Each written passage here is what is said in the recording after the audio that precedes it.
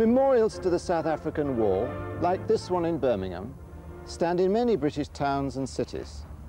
They are monuments to the most extensive, costly and humiliating war fought by Britain during the century between the defeat of Napoleon in 1815 and the outbreak of the First World War. The South African War involved 4 times as many troops as the Crimean War and cost 3 times as much in money. It was a colonial war, by far the most important such war fought in the heyday of the British Empire. It was the greatest of the wars accompanying the new imperialism and the European scramble for Africa. In it, 2 of the then world's smallest states, the Transvaal Republic and the Orange Free State, with a combined Afrikaner population of no more than 300,000, fought together for their independence against the full might of the British Empire. By March 1900, some 200,000 British and Empire troops were involved in a war in South Africa against Boer forces fielding no more than 45,000. A war which the British government had expected to cost no more than £10 million, involve at most 75,000 troops, and be over within 3 to 4 months, eventually cost over £230 million, involved a total of 450,000 British and Empire troops, and lasted for 2.5 years. As so often is the case, the war which the 2 protagonists envisaged when it broke out in October 1899 was not the war that they got. Was this an inevitable or necessary war? Could it have been avoided? To discuss this is Thomas Pakenham, the author of the most thorough recent book about the war, whose grandfather left this house to fight in this war in 1899, wearing this helmet. By September 1899, the month before the war broke out, both governments, British and Boer, believed war was inevitable, and that's why it took place. But we, looking back with hindsight, can see the war wasn't inevitable at all, and certainly it could have been avoided if the right diplomatic moves had been made. In diplomacy, you've got to believe a certain amount of good intentions on your opponent's side, and neither side believed a word the other was saying by the end. Who fires the first shot, diplomatically speaking? Well, this was very interesting that the Boers made, I think, a great tactical mistake in issuing an ultimatum. By doing so, they destroyed their own position with public opinion in Britain, even with the radicals in Britain, and certainly worried their supporters in Europe. Their ultimatum was very aggressive. It made quite a series of totally unacceptable demands of the British, and announced unless the British accepted them, withdrawing all troops from the borders, for example, the Boers would invade. So by issuing their ultimatum first, the Transvaal government handed to the British government a justification for going to war, which was a tremendous advantage to them. And what was the role and responsibility of prominent individuals in bringing about the war? Why, for instance, do you think historians have placed so much emphasis on the part played by Milner, the British High Commissioner in South Africa at the time? The reason we put emphasis on Milner is because he was controlling everything from the South African end, feeding London with what he wanted London to know. When he didn't wish moves in the diplomatic game to be known to London, he'd send them on a slow boat. When he wanted them to be known, he'd send them by a fast telegram. So he was controlling, like a spider, all the threads in the web. And I think he himself was right when he said he precipitated the war, and he claimed credit for it. And he was right, he had precipitated the war. The British government hoped for concessions which would enable them to get a new diplomatic arrangement, a convention with the Boers. And they certainly thought war could be avoided till quite near the end. Milner was terrified of what he believed would be sham concessions, what he called a patch-up, a kind of botched-up peace. And he also had this interest, which no one except Milner had, to remould South Africa, to what he called breaking the mould. He wanted to Anglicize it. Britain and the Transvaal had been at war before, in 1880 and 81. By the mid-19th century, the expansion of European settlement from Cape Town over the previous 2 centuries had resulted in the establishment of 2 independent Boer republics, the Transvaal and the Orange Free State, in the South African interior, and 2 British self-governing colonies, the Cape Colony and Natal, controlling the coasts. In 1877, Britain had annexed the Transvaal in a bid to unify South Africa in a federation, along the lines already established in Canada. The Transvaal Boers had rebelled in 1880 and inflicted a humiliating defeat on the British at the Battle of Majuba Hill in 1881. Rather than dispatch a major expedition of reinforcements from England, Gladstone's government had decided to settle for peace and the restoration of a qualified independence for the Transvaal, which was a poor, weak and landlocked state of no intrinsic importance at this time. This was agreed by the Convention of Pretoria, whose terms were revised by the London Convention of 1884. 2 years later, gold was discovered on the Witwatersrand, and within a decade the Transvaal became the richest spot on earth, soon accounting for a quarter of the world's gold supply. Gold changed everything. From being the poorest of the 4 South African states, the Transvaal became the richest and looked set to become the dominant state in South Africa. The economic and political centre of gravity in the region shifted from Cape Town to Johannesburg and Pretoria. A huge influx of European immigrants, mostly British, called Uitlanders, arrived in the wake of gold mining, along with about 100,000 African migrant labourers. The area around Johannesburg, called the Rand, soon became the most intensely urbanised and industrialised area of Africa, which it remains to this day. Yet the Transvaal remained outside the effective control of the British government. A Boer republic ruled over by a Boer oligarchy under President Paul Kruger, who never ceased to regard the Uitlanders as aliens and who was determined to keep control of the state in the hands of himself and his Boer burghers. In January 1896, Cecil Rhodes, who was Prime Minister of the Cape Colony at this time, attempted to overthrow Kruger's government by means of a coup d'etat, the ill-fated Jameson raid, in which he was joined by some of the mining magnates and in which he had the connivance of the British government. The raid was a fiasco. The Uitlanders in Johannesburg failed to support it, and Jameson and his men were arrested and imprisoned by the Transvaal government. The suspicions of President Kruger and his Boer burghers were understandably intensified. They became convinced that the Uitlanders were a Trojan horse in their midst, and that the independence of their country was in danger from the claims of the Uitlanders, backed up by the British government and the pushful new colonial secretary, Joseph Chamberlain. What part do you consider was played by the Rand Lords, the mining magnates, in the resort to war in October 1899? Was this in any sense a war for gold?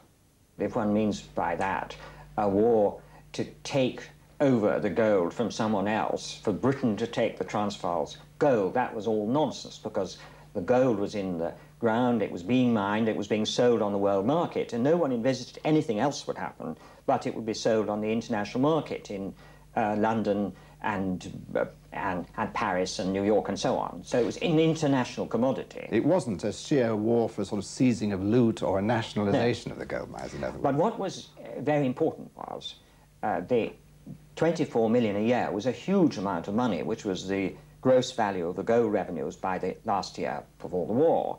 The Rand gold mines were the largest mines in the world and had suddenly produced a huge revenue for whoever was controlling the government.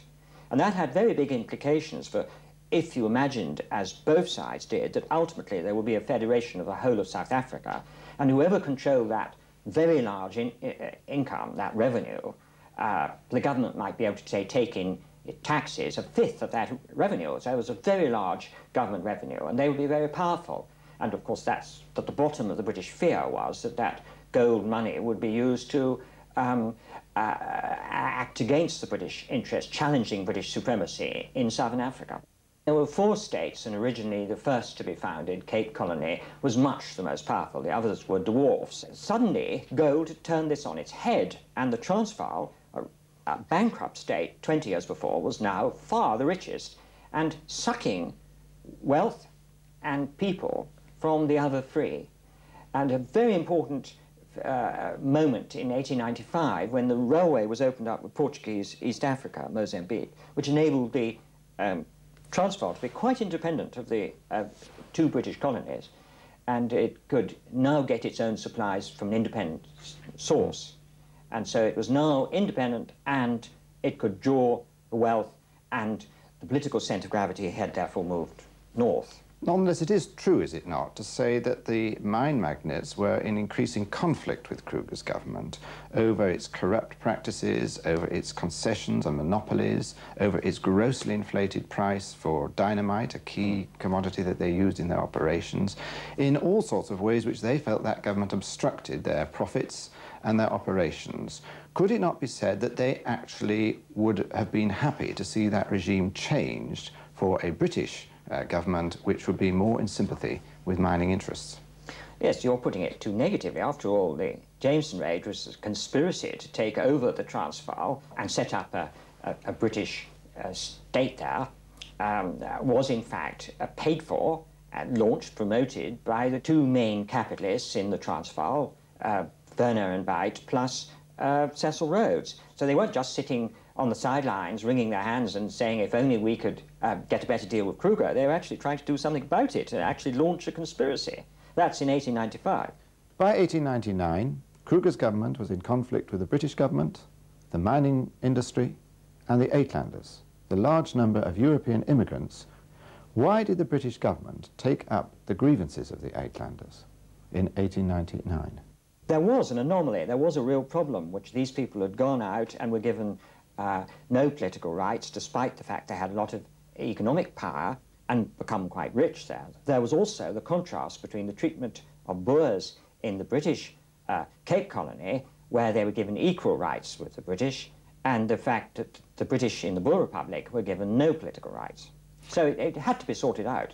And the British government wasn't necessarily set on annexing the Transvaal, and it didn't think that the only solution was for the British Army to take it over by force. They hoped that a peaceful resolution of the crisis could occur by the Uitlanders obtaining the vote and, as it were, taking over the government from within. Yes, that's, of course, the difference between the London view and Milner's view. Milner's view became that there was no alternative to annexation, and the war would achieve annexation. London hoped for this compromise, using the franchise of the Uitlanders to gradually transfer power to the British.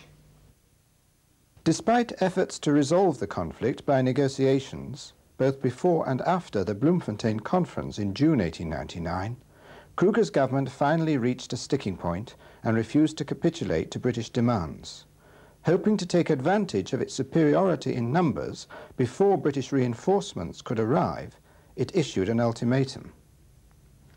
When war began on the 11th of October, there were only about 20,000 British troops in South Africa, whereas the Transvaal Boers, in alliance with their Republican kinsfolk in the Orange Free State, mobilized over 35,000 on commando.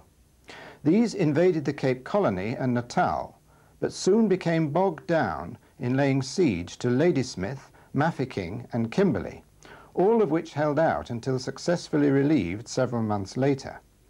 Meanwhile, a series of set-piece battles culminated in Black Week in December 1899, when the British suffered heavy defeats at the battles of Stormberg, Machersfontein and Colenso.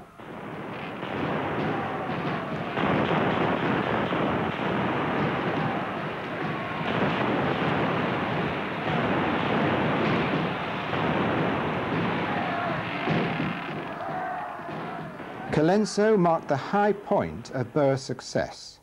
Half of Natal had been overrun, and a number of frontier districts in the Cape Colony had gone over to the Boer side. 2 days after Colenso, Lord Roberts replaced Buller as Commander-in-Chief of the British forces, with Kitchener as his Chief of Staff. By the end of December, massive reinforcements had been sent out to South Africa, and despite the terrible losses at Spion Kop in January 1900, the British steamroller advanced. On the anniversary of Majuba, the 27th of February, after enduring a week of heavy bombardment by British forces, the Boer General Cronje surrendered at Paardeberg with 4,000 men. The following day, Ladysmith was relieved. Kimberley had already been relieved on the 15th of February. Mafeking had to wait until May. But after Paardeberg, the only real aim of the Boers was to prolong the struggle. With the occupation of Bloemfontein, Johannesburg and Pretoria, the formal phase of the war came to an end, and the two republics were annexed as British colonies. This is Melrose House in Pretoria. After the British occupation of Pretoria in June 1900, this house became the headquarters of the Commander-in-Chief of the British Army. First of all, Lord Roberts, and then, as from the end of 1900, Lord Kitchener. It was in this house, on the 31st of May 1902, that the peace treaty was eventually signed between the British and the Boers. That peace treaty was signed in this room, where Professor Franz Johann Pretorius of the University of Pretoria and I met to discuss this war. His family had been in South Africa since the 17th century and fought in the war on the Boer side. He is the author of a major book about life on commando. Franz Johann, are the Boer commandos one of the best examples in history of a citizen army? They were a citizen army, most definitely. They were not paid. Even the foreign volunteers who came here were not paid. All these burghers went on commando the way they were on the farms or in town. You know, they went with corduroy trousers and jackets, and townspeople went with suits and waistcoats and ties and bow ties. But always a slouch hat, if the photographs are to be Yes, believed. yes, indeed. Those were there, and they had their beards and their pipes. And that had to be part of it. Striking features of the photographs, again, is these long-barreled Mausers, and one of the things that so impressed the British was how well armed they were with the latest weaponry, as well as being crack shots. So this was a key part of their equipment. How did they supply themselves with ammunition as the war went on? Their famous saying was that as long as there are British forces in South Africa, we'll have our arms and ammunition. Often happened that a burgher would go into battle with only 3 rounds in his rifle and would end up with two bandoliers full of cartridges and a British Lee Metford, so that by the end of the war, 9/10 of the burghers laid down British Lee Metfords or Lee Enfields. The obvious fact is that this was a highly mobile war, particularly as it continued, and that access to supplies of horses was a crucial factor in the ability to continue the war on behalf of the commandos. Indeed, by the end of the war, more than 30% of the Transvaalers were without horses. They were on foot, and you can't fight a war with less than 70% of your men really mobile, because the kind of war meant hit and run and hide, and hit and run and hide again. So this was just out of the question. One of the reasons, therefore, for their signing the peace here was their lack of horses. How was it that such relatively small numbers of Boer commandos were able to hold down a massive army, many times their size? They were fighting for their independence. This is a generalization, of course, but this definitely emerges in the guerrilla phase, that you had a core of bitter enders who were prepared to sacrifice everything. This war took place on the hinge between the 19th and 20th centuries, and it exhibited features of both traditional and modern warfare. It presented the British with unprecedented problems: how to equip, transport and supply the largest army Britain had ever sent overseas and enable it to fight nearly 6,000 miles away. It was a war which revolved around railways and steamships, but also around horses. The War Office reckoned that 400,000 and 346 horses, mules and donkeys were used by the British Army. Not only Britain and South Africa, but Australia and South America were scoured to find horses which had then to be shipped to South Africa. In South Africa, steam engines and oxen were used to haul wagons over dusty tracks and through fords in rivers. Carriages and carts were commandeered and put to new purposes. Bicycles were used by messengers, and a special railway war cycle was designed to carry riders at 30 miles per hour along the track. Air balloons were used for reconnaissance. Signals were sent by semaphore, by early field telephones, or by heliograph. the only disadvantage of which was its dependence on bright sunshine to flash messages across large distances. Huge amounts of supplies arrived at the ports and had to be transported by train up country, along with large numbers of men. From the railhead, men marched for hours, days, weeks on end, through a dry and mostly barren landscape under a fierce sun, stopping now and then to rest and inspect their feet.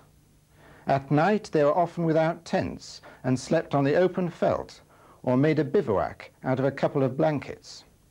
Officers did rather better than men, but conditions were very primitive by modern standards. The 1870 Education Act meant that there was a fairly literate soldiery, many of whom read, wrote verse, or worse, and sent letters home. At its peak, the Army Postal Service was handling 190,000 letters a week. In military terms, this war also spanned the 19th and 20th centuries.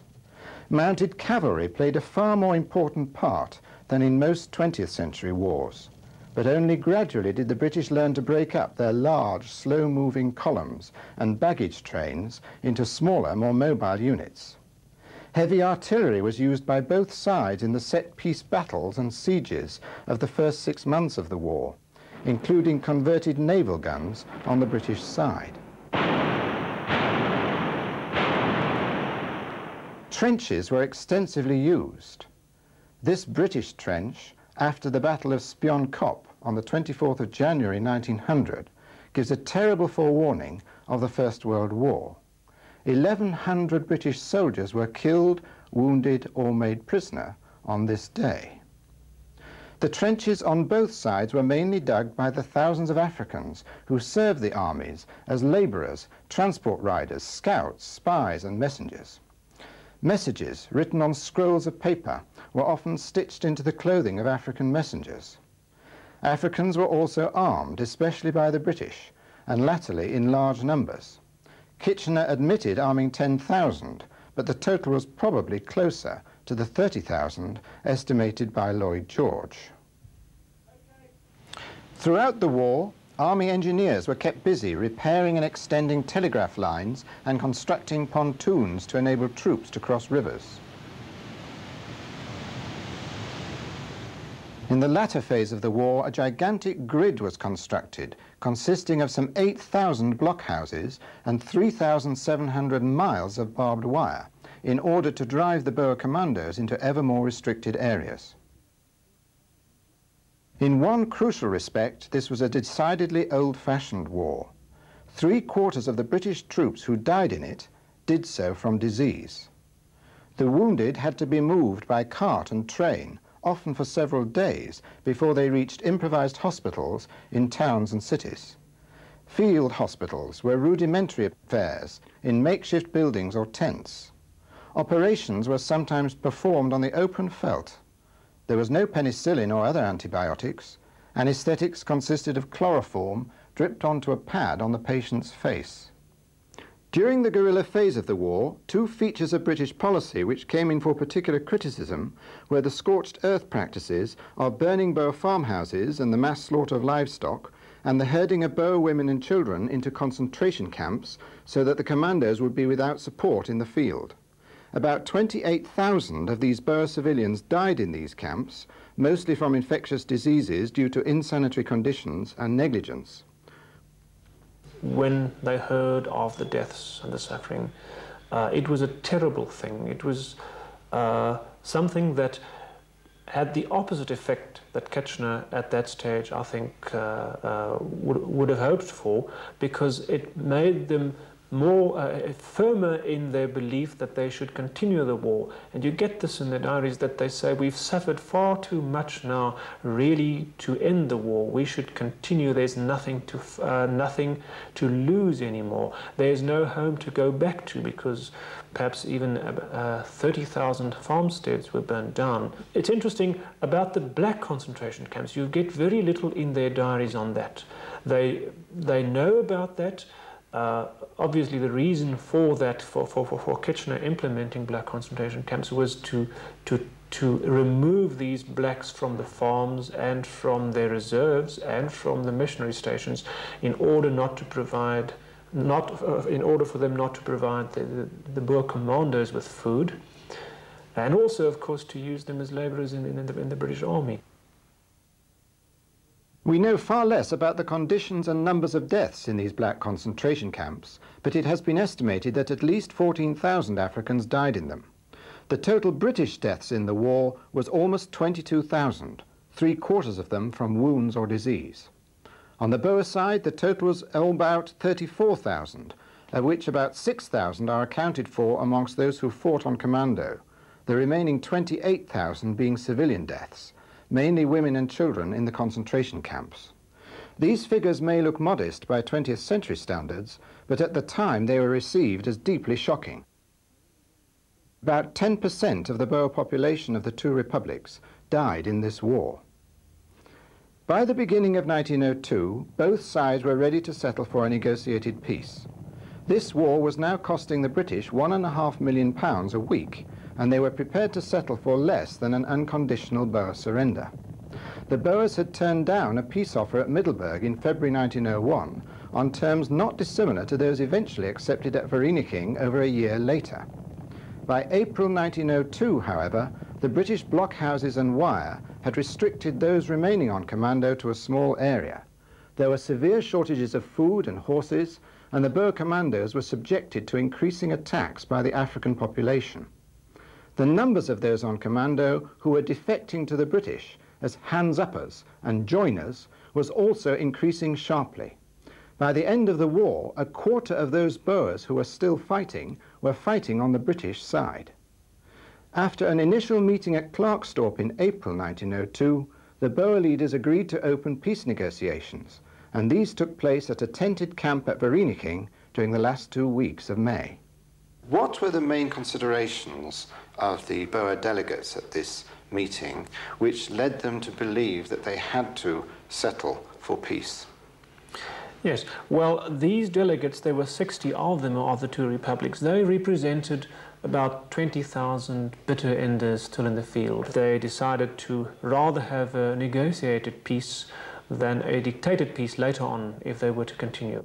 The concentration camp sufferings and deaths was also high up in their priority for eventually deciding on this peace, but also what General Botha called the greatest suffering of them all, the women and children wandering in the veld that had not been taken to concentration camps.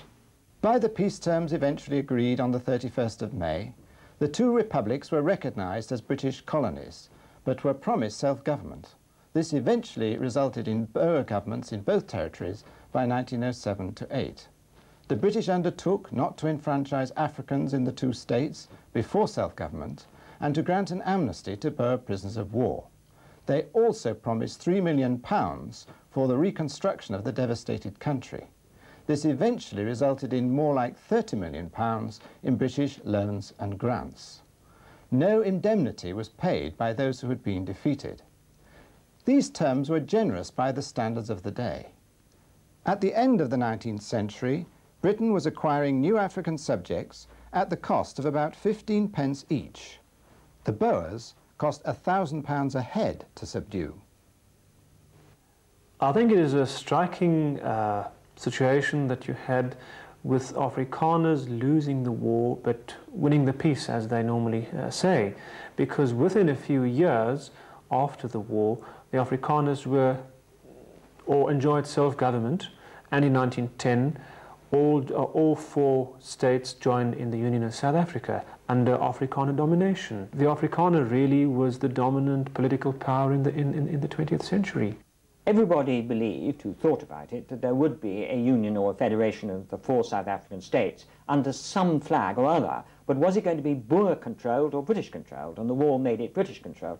So I say that could be regarded as a gain. The British were frankly proud of themselves. They thought they had a contented Canada-style dominion, and they thought the war had achieved that. But of course we can point to a lot of the downside too, can't we, of the way the war created Afrikaner nationalism in a very militant and very aggressive kind of nationalism also developed from the war. And but above all, if you like, the downside can be seen in the treatment of Africans. I mean, that's where we really find the worst results. The heaviest price was paid in the long term was the denial of political rights for Africans.